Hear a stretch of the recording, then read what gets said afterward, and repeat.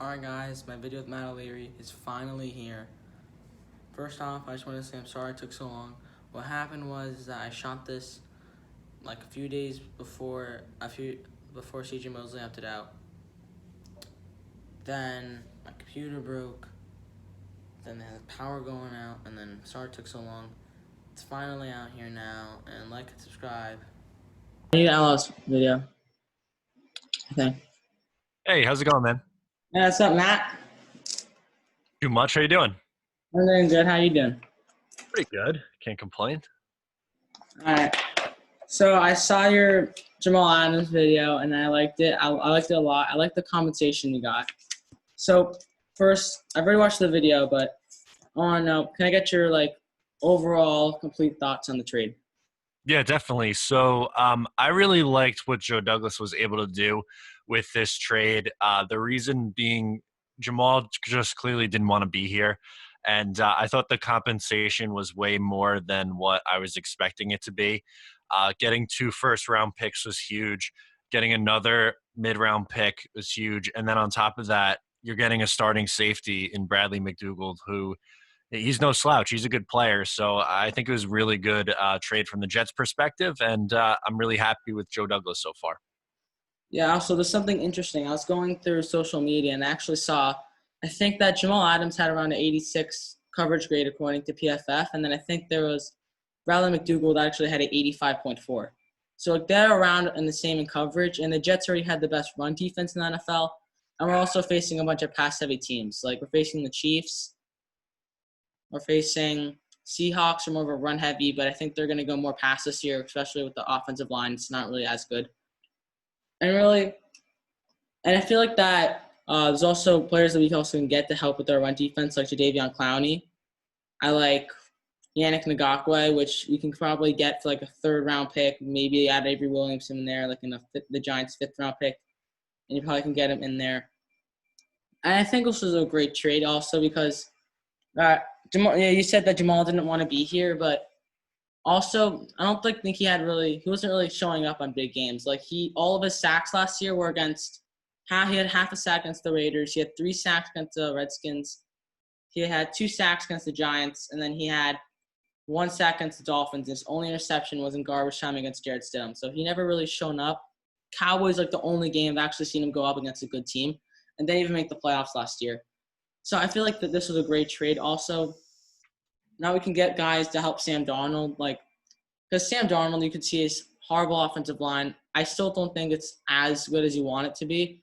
I know I also saw the stat where it's like 37% is like the league average for like pressure, and he was like 31% is like he's 7-1 when he's pressured 31%. So I feel like he should upgrade a little bit better. Definitely. Yeah, and I think that's a great trade, honestly. Yeah, I think you made a lot of great points there. And McDougald, while he's probably not at the level at Jamal Adams, I still think he's a much better than average safety. And I agree with you to an extent on the not showing up in the big moments. I think how I would put it is his impact on the team wasn't as big as what I think some people perceived it to be. Great player, but I don't think he's someone who's going to win you a bunch more football games, and how the Jets have a bunch of holes on the team, that having an elite safety doesn't really put them over the top. Maybe you can make that case for Seattle, but now with those picks, you can allocate those resources to the offensive side of the ball, which, like you said, offensive line still needs some work. They could probably use some wide receiver help as well. Or if you want to use one of those picks you just acquired and trade it for someone like Yannick Ngakoue as a pass rusher, I think that would make a lot of sense too. Yeah. Also, something else, like also the college football season, like that's gonna have a big impact too on it. I think actually I don't know if there's gonna be a college football season, but I remember like someone opted out of the college football season not too long ago. Like I think it was like 30 minutes ago. I can't get his name. I think it was like a projected first round pick. So they Mhm. were like saying that that there could be a college football season, but like only for like big Pac-12 teams. So I don't know how they'll affect like the middle rounds, because like in the middle rounds or like the late rounds, you're not always going to see like the top conference teams. Like Cameron Clark isn't in a big school. I think also some other guys that the Jets got that were in big schools. I think that's like the really neat. James Morgan. He went Yep. to FYU and he wasn't really a big name. it's like not so many, but like a lot of there's like a lot of players that might go. Also, like some players from Division II schools, like Nathan Shepard was a third-round pick. So Yep. I feel like that will affect a lot of the middle rounds. But I don't think it'll have an overall impact. So like, let's say we don't have a college football season. We're looking at like, I think last year, like I think Ed Oliver, like a few years ago actually, dating back to like 2 years ago draft, like when Ed Oliver was there and Quinn Williams, I think it was 2019. Yes, it was. I think Ed Oliver was like a projected like top 3 pick. Then he went like 9th, and then he actually had a really good season. He had a better season than Quinn Williams. Didn't have a better season than Nick Bosa, but he was still really good. Like I think that going back, if I was the Jets, I probably would take him 3rd. Now I know Quinn Williams like hasn't really gotten there yet, but Ed Oliver seems a little more polished, and I don't really know if I want to take a risk that he's gonna jump out next year. So I don't know if it has that big of an impact. People say it will, but I also think it can help the middle rounds too, because like you might have a guy like Joe Burrow, like he was like a projected 3rd-round pick, I think last year before, and then like he just jumped up a lot. So it's really interesting of how the draft's going to be, and I still love the compensation. And there's also something else I want to talk about. I think it was like also I think that people also put in perspective that like the Jets are kind of like really not getting enough because like we sent the 6th overall pick on Jamal Adams. Right. And then like I think like getting like 2 late first and then like a 3rd doesn't really count up to going to the 6th overall pick. But really I feel like that the Jets should have gone Marshawn Lattimore more with that pick. That's the guy I wanted. Because strong safety wasn't really a big position, and I feel like that if we had like Joe Douglas here 2017, I think he would have probably gone corner. Because really at the time it didn't really make sense to go strong safety because it's not really a premium position, and it wasn't even really a need at the Jets time. They had Calvin Pryor, which they traded away right after, and then they also had I forget his name. I think it's Marcus Gilchrist. Yep, Marcus Gilchrist was here too. Yeah, it really didn't make sense. So, and I think that's a great trade right now. I feel like the Jets really can get Yannick Ngakoue because like I remember like D Ford. Like a lot of people like to put Frank Clark as a reason the Jaguars should get Yannick Ngakoue for like a 1st. But D Ford had a better season than Frank Clark. He had a better PFF grade. He had he had 1 more sack or around the same. PFF awarded him another 2 or 3 sacks. And they got a 2nd-round pick. And like the 49ers, I know they were like a Super Bowl contender, but like people weren't expecting them to be. I think they're probably gonna be like around where the Jets would be, like what people thought. So I feel like the Jets can definitely trade a 2nd-round pick for Yannick Ngakoue. Yeah, I definitely think that makes sense. And when you look at what some of the Jets' needs are, a pass rusher is definitely very high up on that list. And I think Yannick Ngakoue is one of the better pass rushers in the league. So adding him to the defense, I think, would be huge. Definitely agree with you with Joe Douglas. I don't think he would have drafted Jamal Adams. I think he probably would have went a quarterback. I think Deshaun Watson or Pat Mahomes would have been the pick. I didn't really want a quarterback that draft on because I was like because honestly I was kind of looking at next year, and I think Josh Rosen like last year was like projected the #1 pick. I think from 2017. So I wanted Josh Rosen next year. I was like, okay, let's get Josh Rosen next year because I really was high on him. Now he's not that good, and then I wanted Marshawn Lattimore because like I feel like the Jets defense is usually built around the corners because like we had amazing defense in 2009, 2011. We didn't really have an amazing edge rusher. We never had great safety. We like decent safeties. And we had like an only big impact defensive lineman was really Sean Ellis. We also had good middle linebackers. Like we never really had like that was like our defense. It was really built around corners. We had Darrelle Revis and Antonio Cromartie. Those were like 2 big guys. And I feel like that they should just build this team around the corners. Their success is what been around corners, and that's a position I want to get next year. So I want to ask you, what positions do you think the Jets should attack next year? And if you have a player in mind, please tell me. Yeah, I think it's a little bit early to give you a player from the draft, but definitely some positions in both free agency and the draft the Jets should look to address. Corner's definitely a big need. I would put that pretty high up there. Pierre Desir is probably only going to be here for 1 year. You hope Leson Austin takes the next step and is a consistent starting outside corner. Maybe Bryce Hall could be a starter as well. We could kind of see in the second half of this year. But I think corner is definitely a need. Edge I would put on there as well, just because the Jets really haven't had a pass rusher in a while. And on the offensive side of the ball, I think you could definitely look at adding more wide receiver talent in here, but in both free agency and the draft.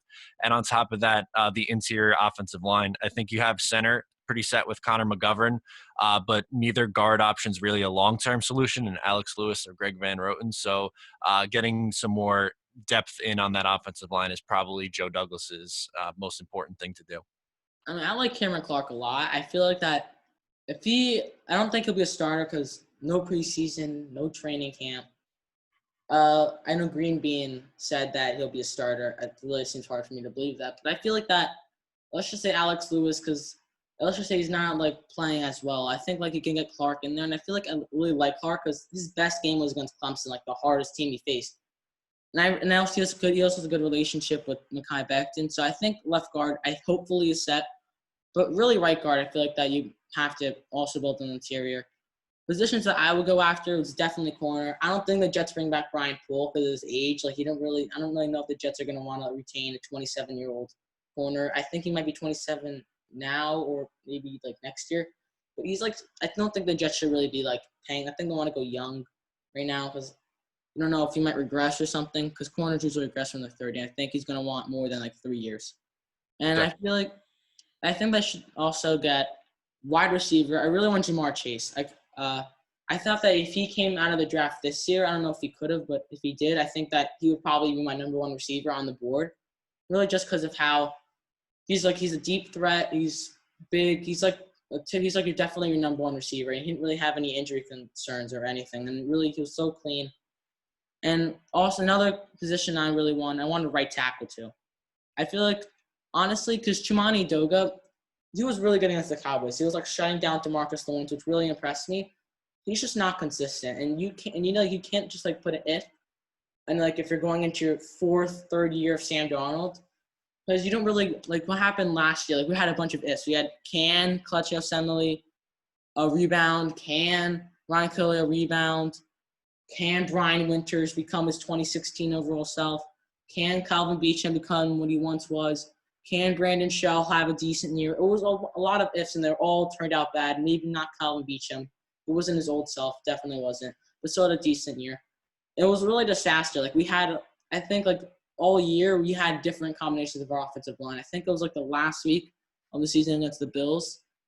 I think we had, like, such a bad offensive line. It was, like, I couldn't even watch it. I think it was, like, Tom Compton, Connor McDermott.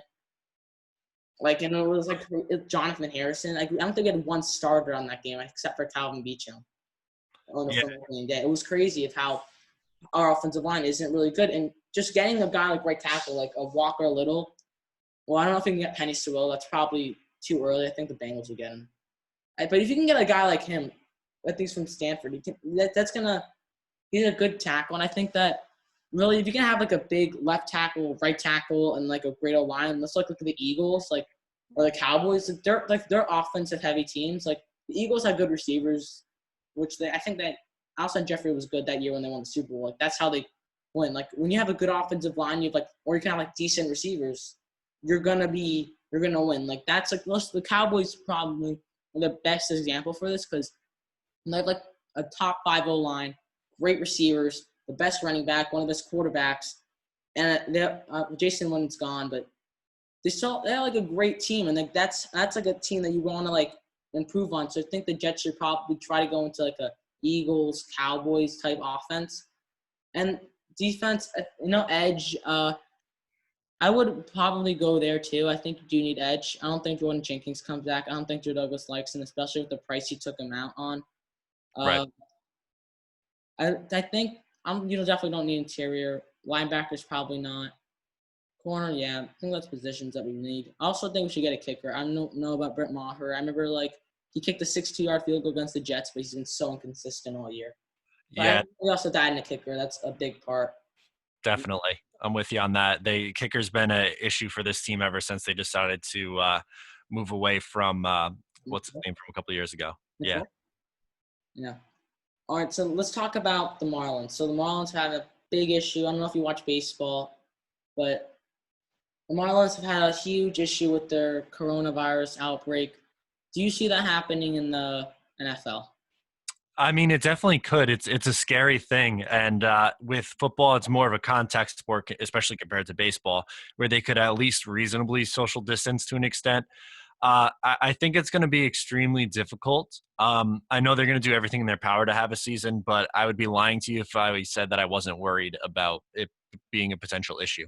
Yeah, I think it's kind of bad, but I think it's a little bit different because you think about it, it's a one. Like baseball's like one, one, one, one. It's like you play like a game like almost every day. Mhm. Football's a week to week, so I feel like that. But you still are traveling, so I feel like that if they can like figure out a different like time management to do this, like 2-day testing, maybe like on a Friday, then you can't go anywhere on a Friday, you have to stay home, and then like on a Sunday, then you'll go. Then you'll test right after a game. You can't go anywhere. Then be like a Tuesday, then you practice, test like Thursday or something. Like I think have to be like shorter, like earlier practice. Then you have to go Saturday. I think that could work, but there still also could be outbreaks. Like maybe like someone breaks it, like the Marlins did, or like they just spread it. And it's football is also a lot harder because let's say the quarterback gets it, like Sam Darnold, like Adam Gase had to be like, yeah, I'm gonna have to quarantine the quarterback. And Right. that's like really scary because like we brought in guys like Joe Flacco, and then if we're just gonna quarantine him and not even bring him in the game, then we're gonna have James Morgan or David Fouls, which we did not want. Like, because let's say we're in a really competitive game with like the Bills or like the Dolphins, because like those are teams that, or maybe like the Colts or Broncos, because a lot of the teams the Jets are playing are going to be like close games at least, because like they're not really playing a really bad team at all. Maybe the Raiders. That's like really it. Right. So I feel like that this could really affect the Jets a lot. But hey, we don't know. Hopefully it doesn't get to that point. But also I want to talk about our defense. Like how much do you think our defense will drop from next year? I don't really see it dropping that much personally because I think you already have a great edge, and you can also maybe like sign a guy like Jadeveon Clowney if your run defense isn't really good because of missing Jamal Adams. Because we don't really know what a run defense without Jamal Adams will look like. I think the only two games we ever got to know what a run defense without Jamal Adams would look like was the Ravens which is we give it like a 160 something yards that game, and I know like their best rushing defense, but still that was a lot. And then the Dolphins, who I think pretty ran over us. I don't know if they got over 100 yards, but they ran a lot because we don't know what their run defense would look like. Because Jamal Adams has a big impact on our run defense, and I feel like that pass evolution was a steep step, but I don't know. This is like honestly, I don't want David Clowney, but I think the Jets might have to get him if your run defense is really looking bad next year and you can't get Yannick Ngakwe. Like if their run defense is going down from like second to like 12th and like their defense is dropping like 3-4 spots, that's an issue because really I know you're not facing that many run heavy teams, but you're still facing the 49ers. Seahawks are still a run heavy team. I still don't think they're going to go that much run heavy this year, but they're still run the ball. And the Bills are a big run heavy team. The Patriots are going to run the ball a lot more, especially with Cam Newton now. They're facing some run heavy teams, and they just also got to learn. If we can get like Jadeveon Clowney, like he had such a good run block grade, I feel like we might have to get him. And I know we have C.J. Mosley back, but I still don't see that having that like really just like securing all the rules that Jamal Adams had. I'm not really too worried about the defense. They finished 10th in defensive DVOA last year, which I think is more than enough. I don't especially think that they're going to take a significant step back, switching from Adams to McDougal. They have a much tougher schedule, so while they are getting Avery Williamson and C.J. Mosley back at inside linebacker, I think maybe they drop slightly, but I still think this is a top half of the league defense, which is more than enough to survive in the NFL. I'm much more worried about the offense this year than I am the defense, even with the loss of Jamal Adams. I think they're going to be just fine at safety with McDougal than May. And then getting Mosley and Williamson back and hopefully healthy for the year would be phenomenal for the defense. I think that'll help out in the run game a lot. I think Quinnen Williams taking a step in year 2 is going to help out the run game a lot. But I really am not too worried about the defense at all. Also, if you can get Jadeveon Clowney for like $8 to $10 million contract, would you do it? Because I know before you haven't really liked Jadeveon Clowney, but would you take him for like 8 to 10 million? Because I feel like he has to go there because there's no way gonna be any more than that. If you told me that you can get him for $8 million, I'd probably do it just because I think that's pretty good value for him. I'm not a particularly big fan of his game. I think he's a little bit overrated. He's very, very good against the run. I think people think of him as this elite pass rusher, which I don't really perceive to be the case. His career high in sacks is 9.5, and he played next to J.J. Watt or on the other side of J.J. Watt, which he's not going to have that luxury playing on the other side of Jordan Jenkins, who's not really a pass rusher. While he's a good player, I think he has some flaws to his game. He has a ton of penalties too. He led the league in penalties the last 2 years for players that aren't offensive linemen, which is a little bit of a concern for me. I might rather take a swing on someone like Vinny Curry or Everson Griffin, but I don't necessarily think that Jadeveon Clowney should be the Jets' number one choice right now. Yeah, I do. I think that they shouldn't be the number one choice. But if you can get Jadeveon Clowney for $8 million, I really think you should do it. But I think you should at least call the Jaguars first to make sure you can get Yannick Ngakoue because I know you need help on the offense. But if you really can get Yannick Ngakoue, and especially when I think he's gonna opt out because I feel like he'll definitely be fine playing $18 million next year. I think that, and I know he'll be fine with that because it's really he's also looking for 20 million, and that's like only $2 million shy from that the contract I'll be making. I'm pretty sure that he'll happily do that. So I think like the Jaguars are going to be really trying to give him up because they don't want. They're definitely going to try to trade him for more than a third round comp pick. So then the Jets can probably get him for like something really cheap. But also, I want to talk about. Would you also trade for like any other players, like maybe like a receiver, like Allen Robinson or Juju Smith-Schuster, and what would you give up to get those type of guys? Yeah, I definitely would look to trade for one of those two guys. I like Allen Robinson a lot. I think he's one of the more underrated receivers in the NFL. If you can get, if you could trade for him and then extend him, I think that'd be phenomenal. Maybe you're giving up Seattle's first round pick in order to get that done. I think it's going to take a lot to get a receiver like that. And now with the luxury of two first rounders in the next 2 years, you could take a swing like that. To me, I'd put Allen Robinson at the top of the list, and then Juju right there, and maybe Michael Gallup as the third option behind that. But I really like Robinson. I think he could change this Jets offense a lot. Hmm.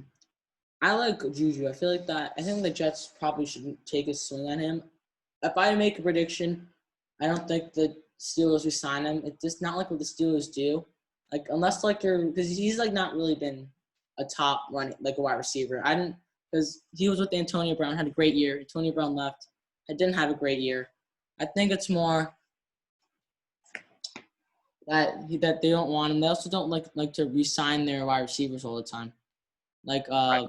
they only receiver they've actually like re-signed like Antonio Brown. I think that's like really it. They didn't resign Le'Veon Bell. They're not a team that really resigns all of their players, and I feel like that he can slip by. And I think that like they also just drafted Chase Claypool, which really didn't make sense to me unless they're really gonna get rid of him because I don't think a Juju Smith-Schuster Chase Claypool opinion really doesn't work. Gotcha. No, I'm with you on that. I don't think that Juju resigns with Pittsburgh either. For whatever reason, like you said, they don't seem to necessarily want to go above and beyond and spend more than they have to. So I wouldn't be surprised at all if they moved on from Juju after this year. Hmm. All right, so I also want to get your season predictions too. Sure. Uh, So, what do you think the Jets will be? I have them going. I think eight. I say probably say 8-8, 7-9. I don't really think that Jamal Adams really loses them. Tops the game tops. That's what I think. But I want to get your thoughts now, because Sure. Yeah, I think they are about a 7 or an 8 win team. That sounds about right. I don't think they're going to have enough offensively to get over the hump and be a 9 or a 10 win team, something like that. But I don't think they're bad enough to bottom out and finish like 4-12 or anything like that. I see this as a mediocre kind of team, one that goes around 500, maybe a game less at 7-9, and from there, we'll see what they decide to do with the coach. But I think that yeah, they're about a 500 team right now. all right. So I also want to get your thoughts on Bradley McDougald. I want to get your thoughts on what do you think about him already being a leader in this locker room? Because like he's already recruiting players. He also, Le'Veon Bell apparently never wanted Jamal Adams, and Jamal Adams actually had a big impact in the locker room. So I feel like that now that we're getting Bradley McDougald, and she's starting to help change the locker room. Because I remember that a lot of people, I think it was like a report coming out. It wasn't really a report, but a lot of players haven't been like saying, "Oh, I'm gonna miss you, Jamal." Right. More like I don't think they want him. And I think it was a report like after he called the Cowboys trying to get him to go to Dallas, the players didn't take it very well, and so I feel like that Bradley McDougald in this locker room's turning into something a lot better. What are your thoughts on it? Yeah, I'm really excited about his leadership qualities. Everyone in Seattle seemed to have great things to say about the guy. And another thing that I like about his game, besides being a leader on the defense for sure, is he's someone who gets a lot of interceptions, which is something that Jamal didn't really do. That was maybe one of the few flaws with Jamal Adams' game. But I think from everything you want in a safety, he is that guy. Again, maybe his high end ceiling isn't as high as someone as Jamal Adams, but I think he is better than average and definitely another leader to add to the defense, which already has, C.J. Mosley and Steve McClendon. So I think it's a positive for sure. Mm-hmm. If you were to give a grade for what the Jets got for Jamal Adams, what would you give it? It would be an A+. I did not think it was going to be anywhere close to that. I thought if they were going to trade him for picks, it'd be for a first and a third, and they got a first, a third, another first, and a player. So that blew my expectations well out of the water. So I have to give Douglas an A+. It was great. I gave one. I did a video on this, and I gave the Jets a B+. The reason I gave them a B+ is because of the media. Honestly, it was mostly the media because I know it doesn't really matter in the media, but I feel like when you're always having I feel like when the players, I don't know if it affects the players, but when you're always having the media, I've been watching a lot of other people like Pat McAfee, or like other people. There's a lot of people who are saying the Jets really did this trade horribly because they're all like, well, the Jets shouldn't have done this, and the players are like, oh, we're probably punting away 2020, and I know Joe Douglas is like, no, we're not, but what do you expect the GM to say? So I feel like the media could have an impact on the team, and I think that could happen. But if the media wasn't probably saying all this stuff, I would probably put an A or A-. As you said, the compensation was a lot. Mm-hmm. Honestly, I was always thinking that the Jets would have to get around 2 first-round picks for Jamal Adams. It surprised me the Seahawks got him. The Seahawks are a smart team. They're a winning culture. They know how to build a team. I was expecting a team like the Jaguars or like the Lions, 2 teams that have 2 general managers and head coaches are in danger of losing their job. Jaguars have Yannick Ngakoue. Lions have Kenny Golladay, who I really wanted. It's those 2 teams seem like they can offer a lot. I don't know if Joe Douglas called the Jaguars or Lions to see if they'll offer more, because I feel like that the Lions would probably offer Kenny Golladay at first, which I would probably do over 2 firsts and a third, because Kenny Golladay is just such a good receiver. And then you're also getting a first too. You're helping Sam Darnold out this year. You still can get Yannick Ngakoue. That would make a lot of sense to me, but yeah, I see that. All right, so thank you, Matt, for your time. Yeah, absolutely, man. It was fun. Thanks for having me on. All right, and I'll see you next time, bro. All right, see you next time. Have a good one. Bye.